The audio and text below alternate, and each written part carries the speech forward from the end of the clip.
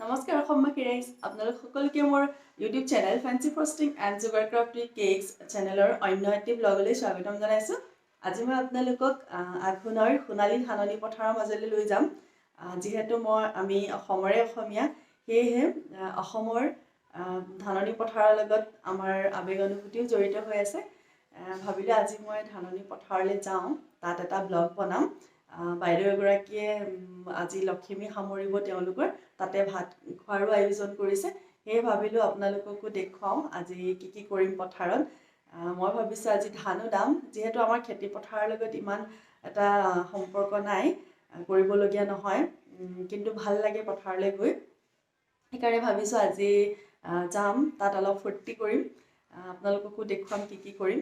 আৰু এই আঘোণ মাহতে আমাৰ অসমৰ ভঁৰাল চহকী হোৱাৰ সময় আৰু প্ৰতিজন খেতিয়কৰ কষ্টৰ সোণগুটি চপোৱাৰো সময়। সেয়েহে ঠায়ে ঠায়ে ন ধানৰ চাউলেৰে ন খোৱা পৰ্বও এতিয়া আৰম্ভ হৈ গৈছে। বাৰু যি কি নহওক, বলক যাওঁ, কি কৰোঁ আপোনালোকক দেখুৱাম। আৰু বেছি পলম নকৰি আজি ভিডিঅ'টো এতিয়াৰ পৰাই ষ্টাৰ্ট কৰি দিওঁ, আৰু আপোনালোকে সোণালী ধাননি পথাৰৰ আমেজ লওক। হেল্ল' গাইজ, এতিয়া আমি পথাৰ পাই গ'লোহি। এতিয়া পথাৰৰ মাজলৈ যাম, তাৰপিছত তাত ধান দাম। মই ড্ৰেছটো পটককৈ চেঞ্জ কৰি লওঁ, তাৰপিছত দেখুৱাই যাম আপোনালোকক কি কৰোঁ পথাৰৰ মাজত। চাই থাকক ভিডিঅ'টো মোৰ লগত। পথাৰৰ মাজলৈ আহিলোঁ এতিয়া, কিন্তু চাৰিওফালে ধানবোৰ পৰি থকা ধান হ'লে আচলতে দাবলৈ কষ্ট হয়।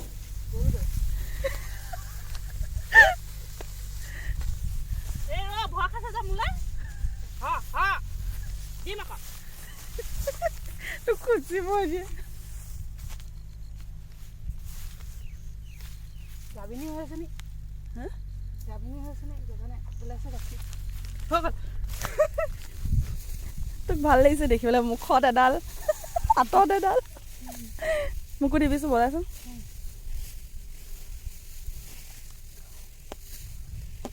এইটো নবাইছে গাধা।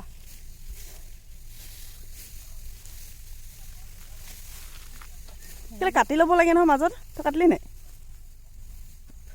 এইটো কাটি ল'ব নালাগে, এনেকৈ হাতেৰে মোহাৰি দিব লাগে। সেই হাতেৰে এনেকৈ মুচৰি দিব। অঁ, মুচৰি দিয়ে মাজত এখন। আগতে ধেৰ বনালোঁ, এতিয়া পাহৰি থাকিলোঁ।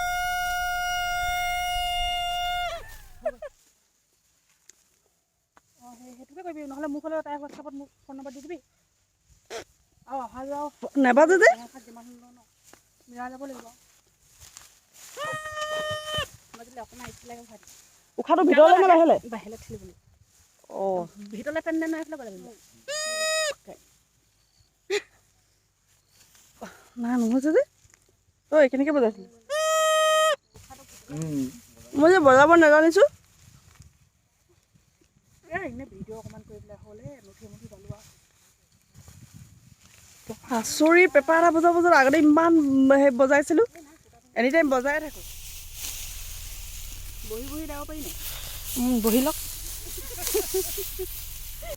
মোক উলিয়াব নালাগে।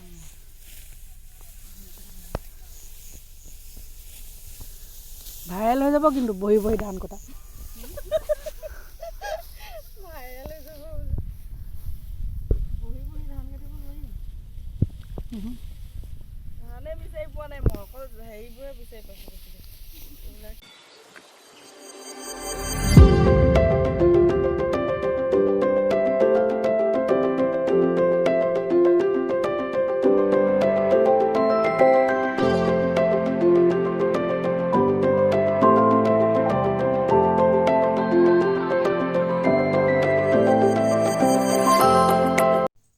ইমান বোকাত দাৱনীয়ে মূৰৰ ওপৰত পকা ৰ'দটো লৈ ধান দোৱাটো কিন্তু সহজ কথা নহয় দেই।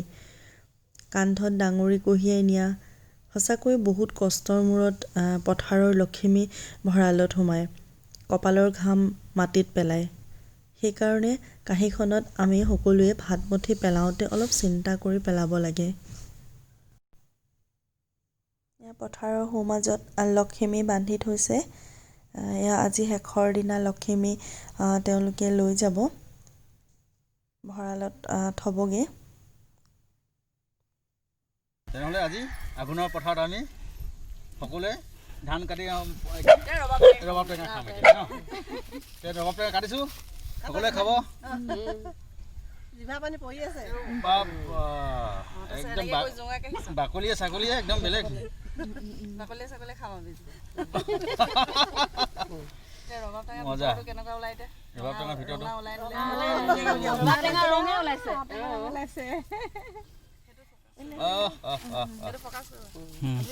কিমান ধুনীয়া এনেকে কৈ দিয়া তুমি এইটো ভাঙিলে ইয়াত দি দিয়া ধুনীয়াকৈ উলিয়াই দেখা এয়া বাকলিৰ সৈতে ৰবাব টেঙা ইমান মজা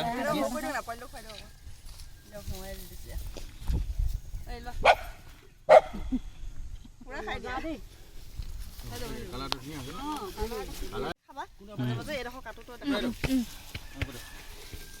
কি আছে ভিডিঅ' এটা কৰোঁ কৈছোঁ কিবা আছে নেকি ভিডিঅ' এটা কৰোঁ অঁ দিয়ক এইটো মই কৈ দিম এজনীয়ে কৰিলে পাই যাম দাদা এইটো খোৱা চকলেট এইটো কৰিলে মোক দি দিব হোৱাইট চকলেট হয় খাবলৈ টেষ্টি এই আৰু এখন আছে নহয় একদম লাগিছে নে পুৰা খাইছোঁ আমি ৰবাব টেঙাৰ কেক ৰবাব টেঙাৰ কেক কি ধুনীয়া কালাৰ গোটেই কি মজা লাগিছে কাচিখন আমি দুলীয়াজনৰ পৰা অহা ঋতুক আমি একদম ধন্যবাদ জনাব দেই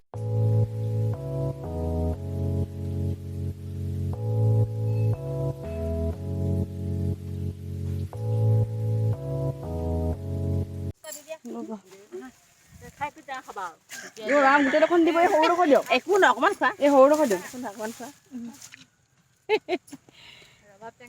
অকণমান লগাব লাগিছিলে ন দুপৰীয়া ৰ'দত ৰবাব টেঙা খোৱাটোৱে মজা বেলেগ তাতে আঘোণৰ পথাৰ সোণালী শস্য আমি চপাই এই আঘোণৰ পথাৰত চবেই মিলি ৰবাব টেঙা খাইছো কি মজা কি সুন্দৰ আহক আপোনালোকক আমি স্বাগতম জনাইছো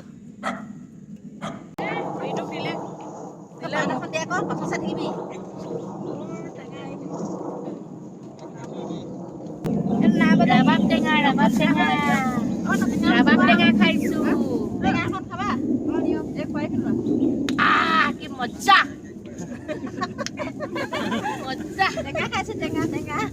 আৰু কিবা এটা কৈ দিয়ক মজা লাগিছে টেঙা খাই ৰবাব টেঙাত কি কি দিব লাগে আপোনালোকে জানে নাজানে আমি কিন্তু জানো আকৌ আমি ৰবাব টেঙাত যে ধনিয়া দিওঁ নিমখ দিওঁ জলকীয়া দিওঁ তেতিয়াহে খাবলৈ মজা বাহ আকৌ ৰচুনো দিছো কি মজা লাগিছে খাই আজি ৰচুনো দিছো আজি নতুনতা কৰিলো আজি আমি অকণমান ৰচুন দি দিলো তেতিয়া কি হয় জানে তেতিয়া পেটৰ অপকাৰ নহয় পথাৰৰ আলিত বহি ৰবাব টেঙা খোৱা মজাই বেলেগ ধেমালি কৰি আছোঁ হ'লেও আচলতে এই গোটেই প্ৰক্ৰিয়াটো এটা কিমান পৰিশ্ৰমৰ মাজেৰে যায় সেয়া অকল খেতিয়ক আৰু খেতিয়কৰ পৰিয়ালেহে বুজিব কাৰণ কেলৈ আপোনাৰ ধান ৰোৱা হাল বোৱাটো আচলতে কিমান কষ্টকৰ আগতেতো ট্ৰেক্টৰো নাছিলে আজিকালি বাৰু ট্ৰেক্টৰ হ'ল কিমান কষ্টৰ মূৰত আচলতে এই আঘোণ মাহত সোণালী ধান পকি সোণগুটি হয় আৰু তাৰপিছত দাৱনীবোৰ এনেদৰে আহে ধান দাই ডাঙৰি কঢ়িয়াই লৈ যায় তাৰপিছত লখিমী সামৰে এটা দীঘলীয়া প্ৰক্ৰিয়াৰ পাছত আচলতে আমাৰ কাঁহীখনলৈ সেইমুঠি ভাত আহে যিমুঠি ভাত আমি সকলোৱে খাওঁ হাঁহি ধেমালি কৰিছোঁ যদিও আচলতে প্ৰত্যেকটো বস্তুৰে তাৎপৰ্য আছে আজি সেই সোৱাদ ল'বলৈ বা আমেজ ল'বলৈ আজি আমি ধাননি পথাৰৰ মাজত চাই থাকক ভিডিঅ'টো আমি আজি কি কি কৰোঁ আৰু বহুত কিবা কিবি আছে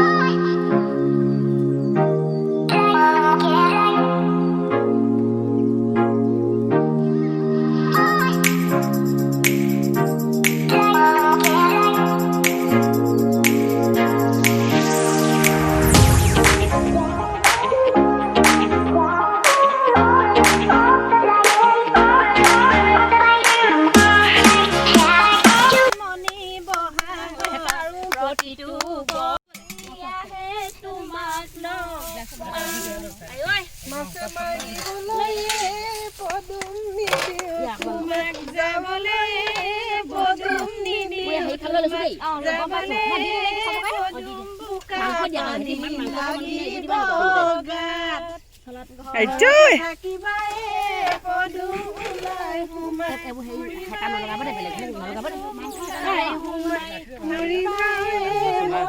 সময় নুচাই লগাবা মাত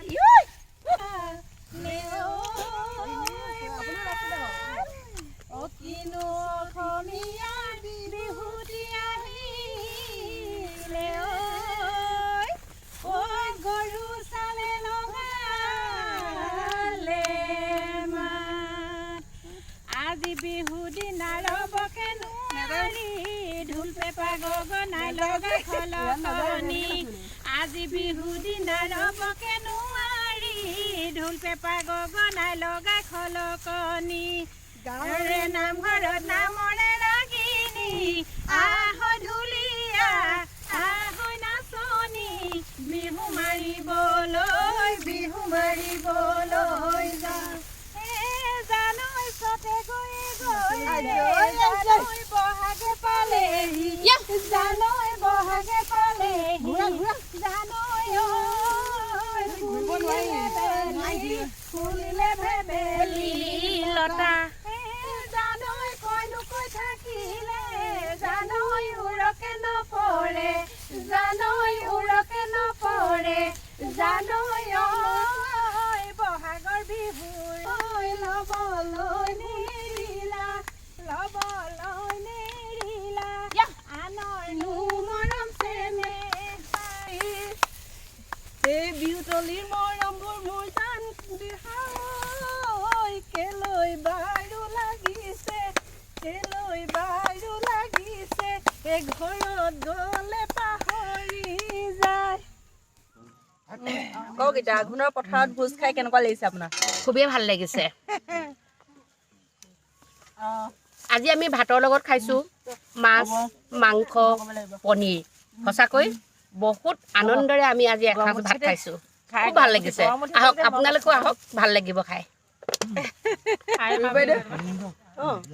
কওক কেনেকুৱা লাগিছে ভাত খাই বহুত ভাল লাগিছে এইবাৰ যিহেতু আমি একো এটা অনুষ্ঠানে উপভোগ কৰিব নোৱাৰিলোঁ কাৰ আন্দোলন হ'ল তাৰপাছত আকৌ আহিলে কৰোণা আৰু এইখিনি সময়খিনি আমি ভিতৰত আবদ্ধ হৈ থাকি আজি এনেকৈ মুকলি মানে ওলাই আহিছে ইমানেই ভাল লাগিছে তোমালৈ এইটোলৈ মানে বহুত ধন্যবাদ এনেকুৱা এটা অনুষ্ঠান আমাক যে আগবঢ়ালে আজি তোমালৈ বহুত ধন্যবাদ জনালোঁ আৰু মই এফাকি কবিতা গাইছোঁ হা গওক আঘোণৰ গওক ৰ'বা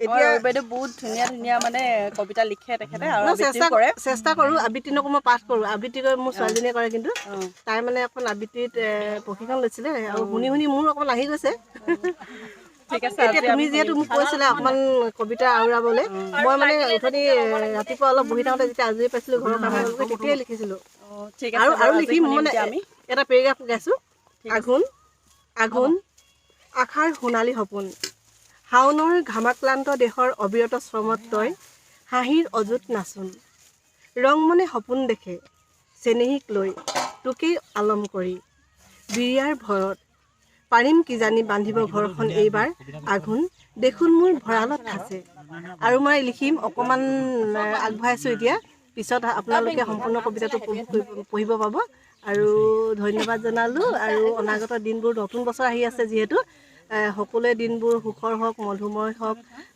দেশখন শান্তিৰে ভৰি পৰক সকলোৱে যাতে নতুন বছৰত শান্তিময় এটা পৰিৱেশ ঘূৰাই পায় তাকে কামনা কৰিলোঁ ধন্যবাদ বাইদেউ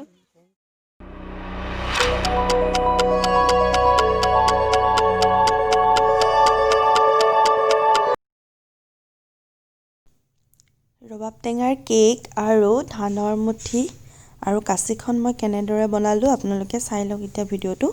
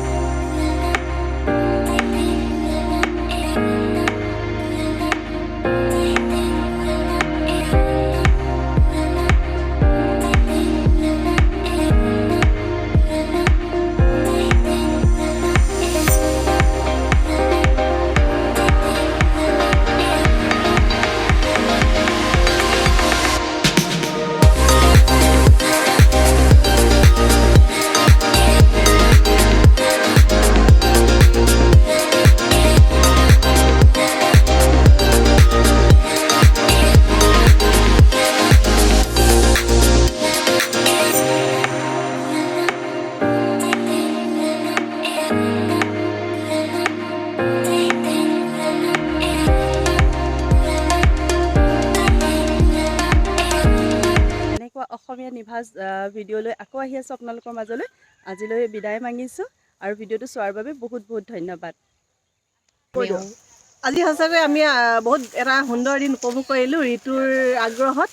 আশা কৰোঁ আপোনালোকেও এই ভিডিঅ'টো চাই ভাল লাগিব আৰু যদি ভাল লাগে লাইক শ্বেয়াৰ কৰি ঋতুক উৎসাহিত কৰিব। Bye bye bye bye bye bye.